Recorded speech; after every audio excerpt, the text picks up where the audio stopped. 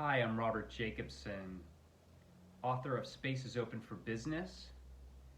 So today's date is October 4th, 2020, and there's a few significant anniversaries in space history. One is that the Soviet Union launched the world's first artificial satellite called Sputnik.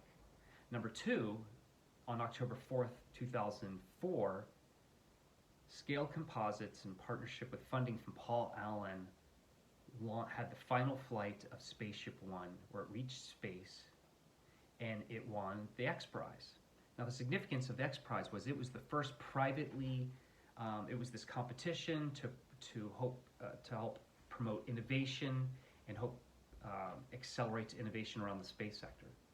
And the prize to get $10 million required a privately funded and developed mission to the border of space, which is about 100 kilometers or 62 miles above sea level.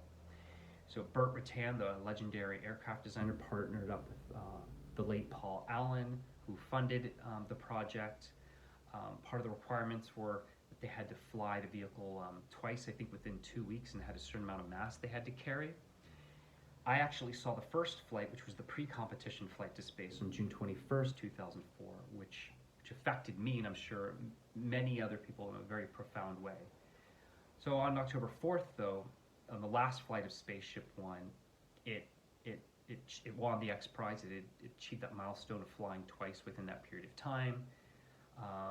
The vehicle is now in the Smithsonian Air and Space Museum, hanging there. And it was just a really important date and milestone worth experiencing and knowing about.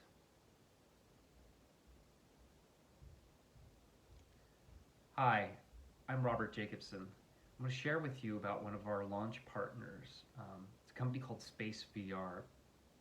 It's run by Ryan Holmes, who I've known for the past 5 or 6 years.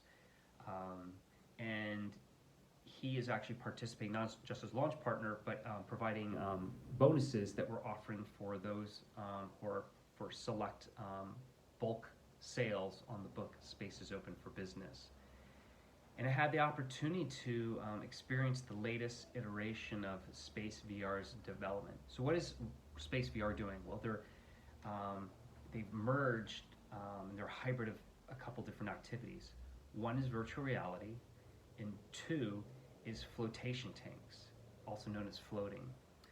So they're taking high quality video imagery from space, putting it in a proprietary headset that they've created that's waterproof, and then allowing people to go to select flotation tank facilities where they can float and have an experience of being in space.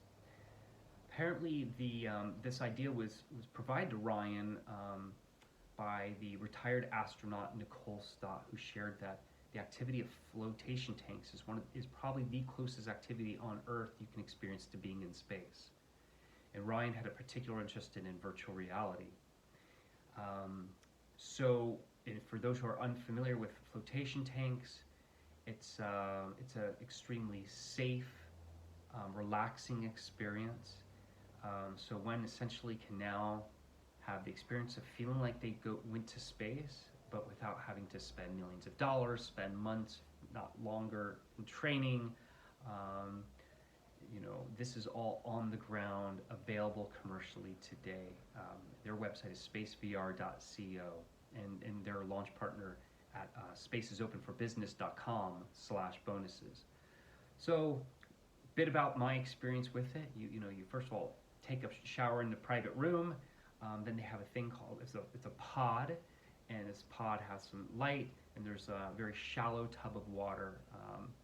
It's probably less than a foot deep, and it's at your body temperature, and they fill this tank up with several hundred pounds of salt. So you float near the surface. So you close the pod, there's no lock on it, it gets dark, and you put on the headset, and you have this 1 hour experience of seeing this imagery of being in space. And it's moving, and it enabled me as well as other people to experience the overview effect. And I think it might be possible for initially thousands and then eventually millions of people to experience the overview effect, which is a cognitive shift in awareness. And the term overview effect was created by the space philosopher and author Frank White.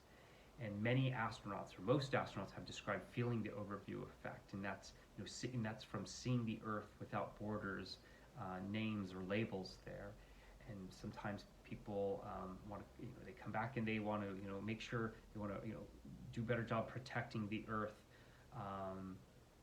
because it is a very fragile place. And when you're watching, and one thing I noticed when I was in a flotation tank is sometimes when I kind of peek up, because you're generally looking down at the Earth, you can see that very thin blue line of our atmosphere, and you just realized that every person I ever knew, every person in history who's born or died, all happened on this one place that we call Earth. It's an amazing experience that Ryan and his team have curated and are crafting. It's already commercially available in a number of locations. I think they're initially building out their first fleet, about 20 to 21 locations internationally, and they plan to do many, many more. It's a really beautiful, calm experience. It's very safe, especially in the current pandemic environment we're in.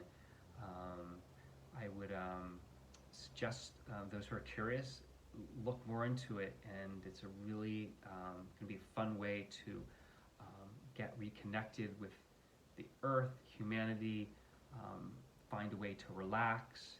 If you've never done VR flotation, you have a chance to do them both. That's about it. I want to thank you for letting me share a bit about this, and wishing you well. Again, my name is Robert Jacobson, and the author of Space is Open for Business.